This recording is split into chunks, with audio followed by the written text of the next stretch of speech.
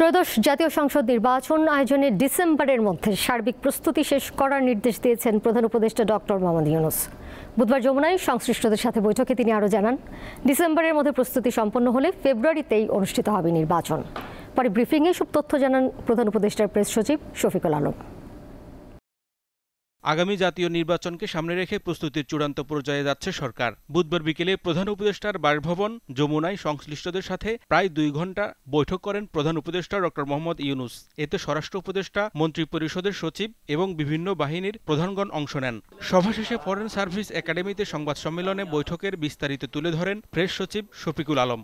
এই বিষয়ে নির্বাচনের প্রস্তুতির বিষয়ে আসলে আজকে পুরো প্রায় 2 ঘন্টার মিটিং এ রিভিউ করা হচ্ছে। এ সময় তিনি জানান, ত্রয়োদশ জাতীয় সংসদ নির্বাচন আয়োজনে ডিসেম্বরের মধ্যে আইনশৃঙ্খলা রক্ষাকারী বাহিনী সহ সব পক্ষকে সার্বিক প্রস্তুতি শেষ করার নির্দেশ দিয়েছেন প্রধান উপদেষ্টা।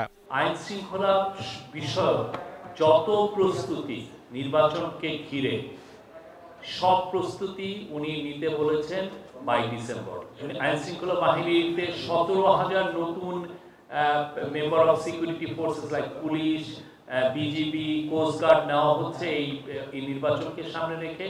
তাদের রিক্রুটমেন্ট এবং তাদের ট্রেনিংটা খুব ইম্পর্টেন্ট, যাতে এই সময়ের মধ্যে শেষ হয় সেই বিষয়ে উনি নির্দেশ দিয়েছেন।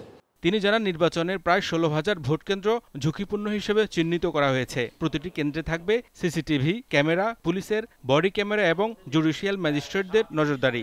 ডিসি, এসপি ও টিএনওদের র্যান্ডম পদ্ধতিতে নিয়োগের কথাও জানানো হয়। 16,000-এর মতো ভোট কেন্দ্র হচ্ছে ঝুঁকিপূর্ণ হতে পারে।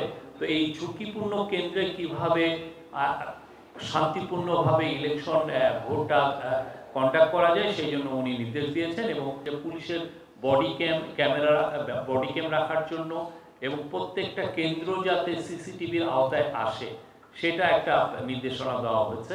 প্রেস সচিব জানান, আগামী ফেব্রুয়ারি বা এপ্রিলে সম্ভাব্য নির্বাচনের আগে যেন কোনো ঘাটতি না থাকে, সেজন্য এখনই পর্যাপ্ত জনবল নিয়োগ ও অবকাঠামোগত প্রস্তুতির তাগিদ দিয়েছেন প্রধান উপদেষ্টা।